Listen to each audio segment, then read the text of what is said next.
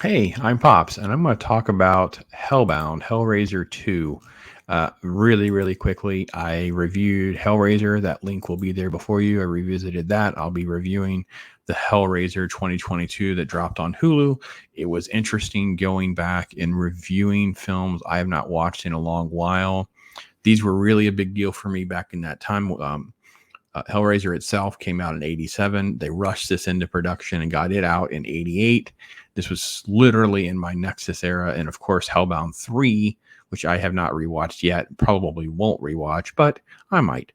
Uh, it all come out really in this special time where I was really invested in movies and rewatching stuff. And Hellraiser, to be honest, was one of the early movies I ended up with VHS and could rewatch regularly. Anyway, quick summary. It's a continuation of the last film where there's a puzzle box and it's called the Lament configuration. They open this and then the Cenobites come, and that's how it works. So this film opens with one of the better aspects of the film is the characters. His name is a military officer named Elliot Spencer, and it's basically a transformation of the puzzle box leads to the transformation of him into Pinhead as we've come to know him. That was not what Clive Barker wanted to call him. He actually doesn't like the name.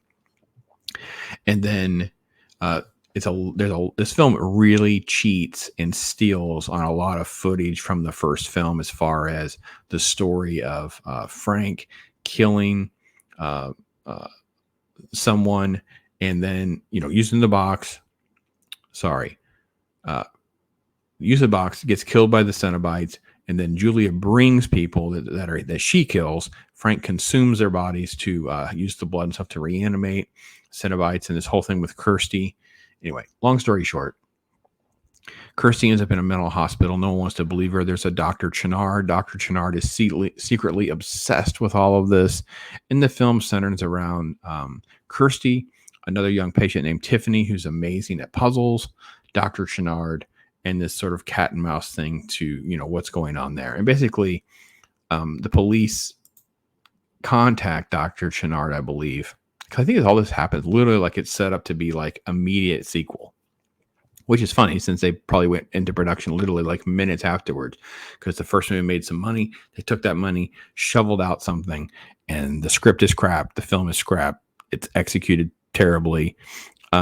It's everything they could do to destroy a franchise before it ever got going, basically. Before the franchise really got any legs and could go anywhere, they killed it all off.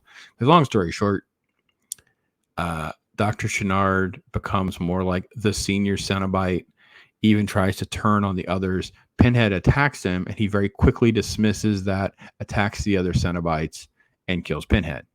And they're weakened because allegedly Kirsty had figured out this picture of Elliot Spencer and shows these pictures. And it's like, remember, you were human one time. You weren't always these demons. And he's like, he remembers. And because they remember, they become weak and they're easily killed. And then Dr. Channard's after the others and blah, blah, blah. Kirsty, because he reanimates Julia, who helps on all of this because of that mattress. They find a way to kill Julia and wear Julia's skin as a way of duping Dr. Channard and the Leviathan thing. And this movie, it was just such a mess. Everything that Pinhead was designed to not be, right? They didn't want the mindless slasher running around being like Jason, a boogeyman. They also didn't want someone cracking jokes and doing whatever. It's just, there was something, and there was also that connection to, religion and spirituality of like the afterlife. And this is like these gatekeepers to hell. And he is this master, this priest, this major one. But to have him so easily dispatched and have all that happen. And then there's like another, I think the movie goes on for like 20 minutes or longer after the death of Pinhead and the other Cenobites. And, I don't want to see Butterball and Chatterbox die. I think he's called Chatterer. I don't think he's called Chatterbox. That's my name. I don't know what his freaking name is. This movie's crap, man. It was such a letdown at the time. When I say killed the franchise, because I think the next one, Hellraiser 3, so I went back to naming them properly, came out in 92. So it took a couple years. And I remember it coming out, but I do remember I liked the poster design, and Pinhead was back. So I will say I did like that. But I don't remember it enough that I'm going to speak up on it. I will say that I didn't care. This movie's just crap. Nothing works well. Kirsty's fine. Ashley Lawrence is still fine. The little girl Tiffany never speaks until the very end or something. And so it's like, how do you judge a performance where she's just walking around and doing things? They treat the Cenobites, all this terrible dialogue. They're in it way too much because it doesn't make a lot of sense of why they're in it when they're not in it, what the rules are going to be. Like everything they went through so much structure and effort of creating in the first film. This is how it's going to work. You need blood to reanimate, whatever. As far as I think in the film, they don't show a lot. And it's like one body on the mattress and suddenly Julia's full. Like they just completely went against everything that happened in the first film. Like it is just such garbage. Anyway, maybe I'm wrong. Maybe you love these movies. I don't really have anything else to say or offer. I knew it was bad.